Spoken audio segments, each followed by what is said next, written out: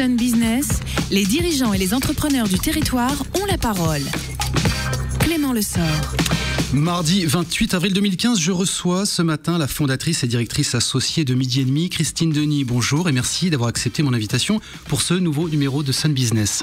Bonjour Clément. Alors un énorme coup de pied dans le monde de la restauration collective, une restauration simple et inspirée avec de vrais produits, des recettes savoureuses et un cadre agréable dans un restaurant d'entreprise.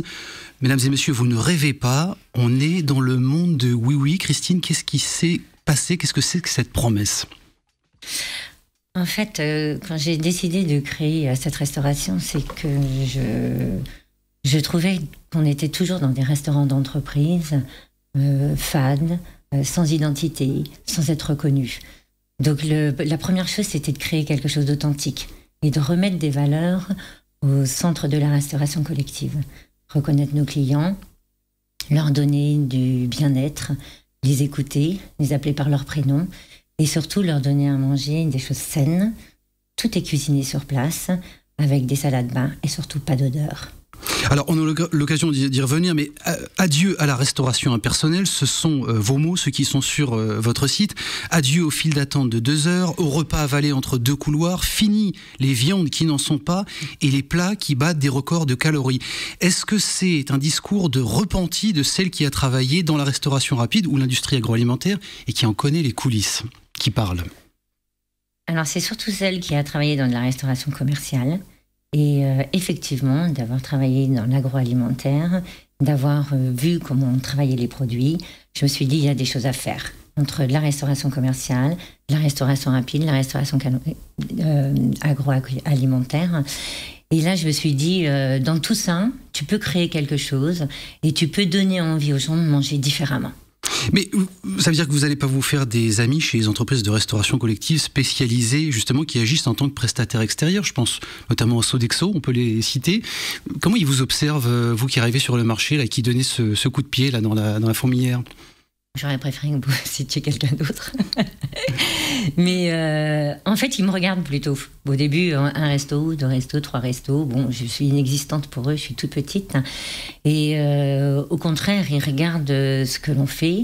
C'est plutôt nos clients qui disent enfin une restauration différente, enfin on va nous proposer autre chose. Après, c'était un vrai challenge parce que proposer aux entreprises, tous vos collaborateurs n'auront pas de frites, pas de grillades. Par contre, on va leur faire des petits plats cuisinés, on va leur faire manger des soupes, on va leur faire manger du salade bar, mais des choses fraîches que nous allons aller chercher aux mines, donc on va nous livrer. Effectivement, c'était un vrai challenge parce qu'aujourd'hui les frites, c'est quand même la chose la plus consommée et du coup ces compétiteurs me croyaient pas en disant elle va pas y arriver et on s'aperçoit que tout le monde, même les jeunes, aujourd'hui on a un restaurant qui est au CFA Paul Coiffure qui est des jeunes de 15, 18, 19 ans, mais ils mangent chez nous sans frites et tout se passe très très bien parce qu'en fait c'est des découvertes de goût. La restauration d'entreprise, c'est un acte social et managérial.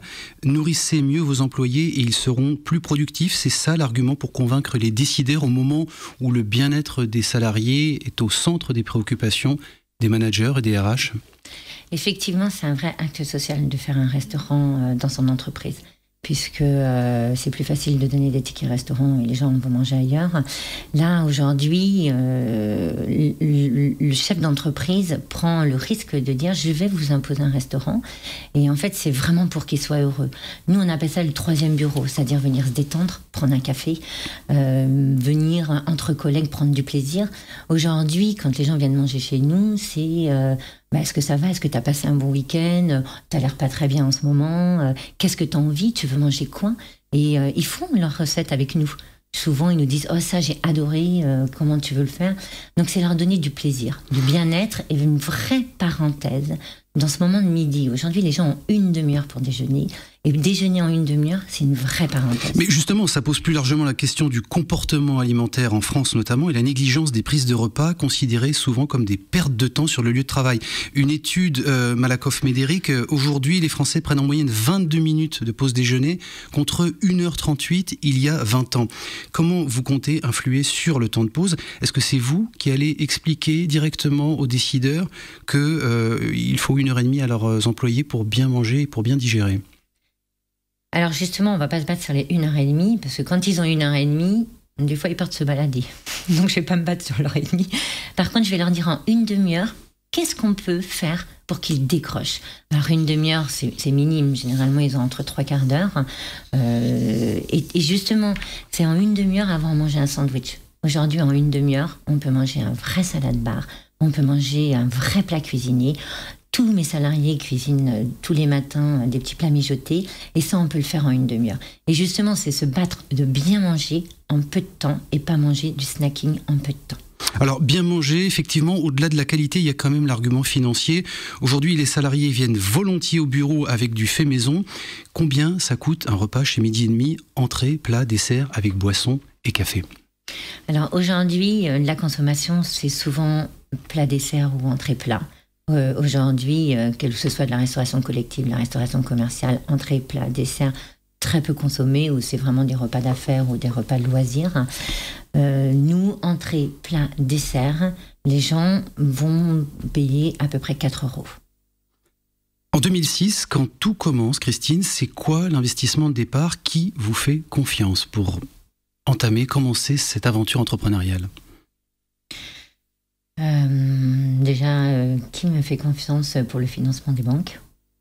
Personnellement, j'ai mis aussi de l'argent. Prise de risque? Une prise de risque personnelle. Et puis les banquiers m'ont un peu suivi. C'est vrai que j'avais 25-30 ans d'expérience dans la restauration. C'était un vrai challenge parce que, comme vous le disiez, entre les Sodexo, les Avenances, tous ces gros leaders, qu'est-ce que je venais faire de la restauration collective sur Nantes? Il y avait plein de monde. Donc ça a été un challenge pour les banques, mais ils m'ont suivi, et puis un investissement personnel. Combien de couverts vous servez par jour aujourd'hui? Aujourd'hui, nous servons 1800 couverts jour. Ça représente combien de clients? D'ailleurs, à quoi ils ressemblent vos clients? Quelle est la taille de ces entreprises avec qui vous travaillez? On travaille avec des petites, moyennes PME. En fait, c'était un marché, puisque avant la restauration collective, la restauration en entreprise, c'était des grosses sociétés qui pouvaient se permettre de se payer un restaurant. Justement, nous, on a pris le marché de dire, il y a des PME qui sont entre 200 et 300 salariés. Pourquoi eux n'auraient pas le droit d'avoir un restaurant d'entreprise? Donc, quand j'ai créé ça, ça a été aussi pour ces PME, et de pouvoir leur offrir une restauration avec un minimum de 100 couverts, c'est-à-dire à 200-250 personnes. Nous, on s'installe dans les entreprises. Chiffre d'affaires 2014, ça s'est passé comment pour vous? Très bien. Très bien. En chiffres, ça veut dire quoi? On a passé la barre des 3 000 €. D'accord, ok, très bien. Et les perspectives pour 2015? Et les perspectives, cette année, 2 ouvertures. 2015, déploiement sur le Grand Ouest, et puis surtout un lancement de licence de marque sur Lyon. Combien de restaurants sur Nantes ça représente aujourd'hui? Donc aujourd'hui, nous avons 8 restaurants sur Nantes, 3 sur Rennes et 1 Saint-Pierre-Mont-Limain dans le 49. Et toutes ces perspectives là dont on parlait à l'instant, il y a donc du recrutement à la clé. Vous êtes constamment à la recherche de collaborateurs. Et sur quel profil? Alors, énormément de recrutement. En 1 an et demi, on a recruté 25 collaborateurs. En fait, on ne cherche pas des CV, on cherche des idées. On a beaucoup de gens passionnés, beaucoup de gens qui ne sont pas de la restauration, mais qui ont une passion pour le client, qui ont une passion du commerce et qui ont une passion du bien-être, de la bonne nourriture. Donc on a des profs de danse, on a des gens qui arrivent de la com, on a des gens qui arrivent du commerce. Donc on a des profils totalement différents, on prend le temps de les former. On les recrute 2 ou 3 mois avant pour les former. Et on a un site pilote dans notre entreprise avec une manager qui passe beaucoup de temps à former tous ses collaborateurs. Donc le profil, c'est vraiment plutôt des idées, c'est des rencontres où des fois on recrute et c'est des gens qu'on rencontre, on n'a pas besoin de recrutement et on se dit ça c'est une idée qu'on va pouvoir avoir dans l'entreprise et on fait rentrer ces gens-là. Et vous cherchez à la fois en cuisine et en salle, sur tous les profils de managers même également?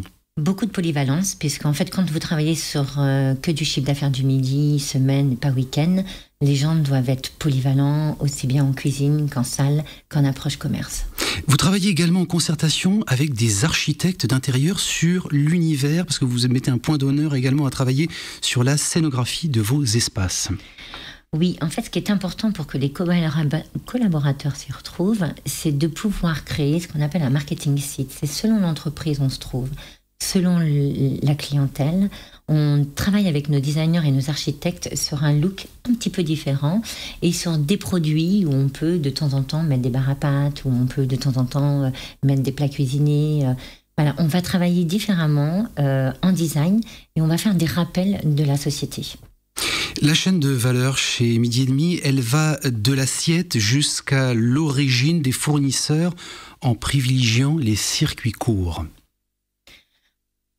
Aujourd'hui, nos fournisseurs, on a un partenariat très fidèle. Aujourd'hui, on travaille avec 4-5 fournisseurs.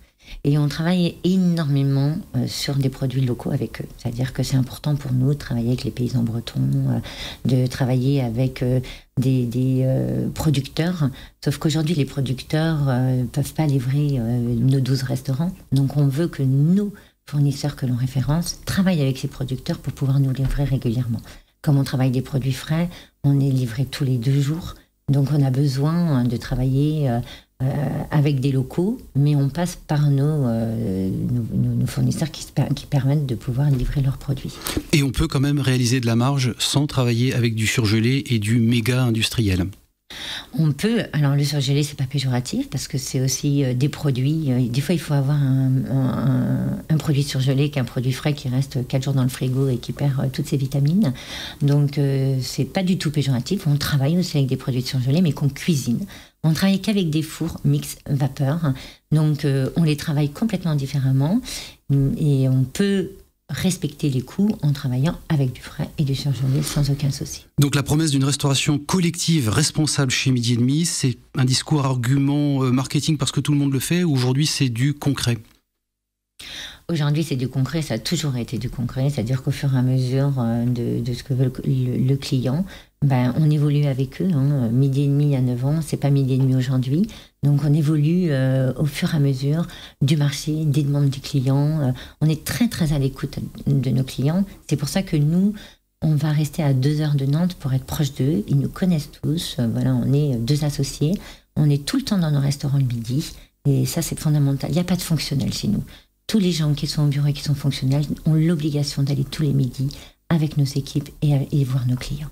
Peut-être une dernière question pour terminer, puisqu'on arrive déjà au bout. J'aimerais qu'on parle rapidement du réseau femmes chefs d'entreprise. Je sais que c'est important pour vous, eu égard à la fonction que vous y occupez, et de l'ouverture de la délégation Pays de la Loire. C'est encore nécessaire aujourd'hui en France, et plus que jamais, de se regrouper quand on sait que les femmes ne sont représentées qu'à hauteur de 6% dans les institutions économiques locales. Oui, ça a été important pour moi d'adhérer à cette association, alors que j'ai jamais adhéré dans d'autres associations. Déjà pour pouvoir dire aux femmes d'oser créer, et aussi pour qu'on puisse avoir cette parité et qu'on puisse être dans le milieu économique nantais et être représenté. Donc ça a été... et puis de travailler entre les femmes, ça va vite. On peut très vite dire les choses, donc c'était important pour moi de participer à ça. Mais Christine Denis, est-ce qu'il n'y a pas non plus, justement, en se regroupant, le risque de l'effet inverse ou pervers et de stigmatiser justement la place des femmes dans l'entreprise et dans le business à l'inverse? Non, quand vous êtes dans un réseau autre où il n'y a que des hommes...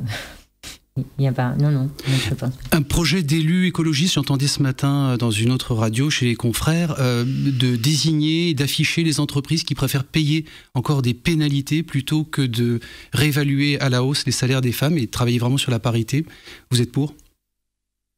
De travailler sur la parité. Oui, mais de désigner surtout les entreprises qui préfèrent payer des pénalités plutôt que d'avoir des salaires à égalité entre les femmes et les hommes. Vous êtes pour ?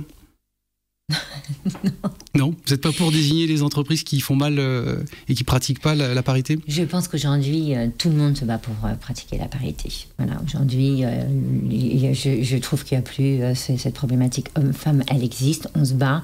Il y a beaucoup de femmes qui ont des salaires... Maintenant, aller dénoncer les entreprises qui ne sont pas sur la parité, C'est dommage, mais je pense qu'il y a d'autres batailles à mener. En tout cas, c'est vos convictions, notamment sur le réseau Femmes Chefs d'entreprise. Merci beaucoup, Christine Denuy, d'être venue nous voir. Midi et demi, vous retrouvez les informations sur midietdemi.fr, si je ne me trompe pas.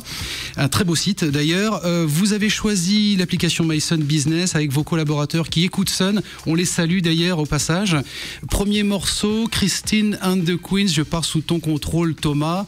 Et on se retrouve la semaine prochaine. Je recevrai Serge Bourreau. Il est le dirigeant de la Scope Macoré.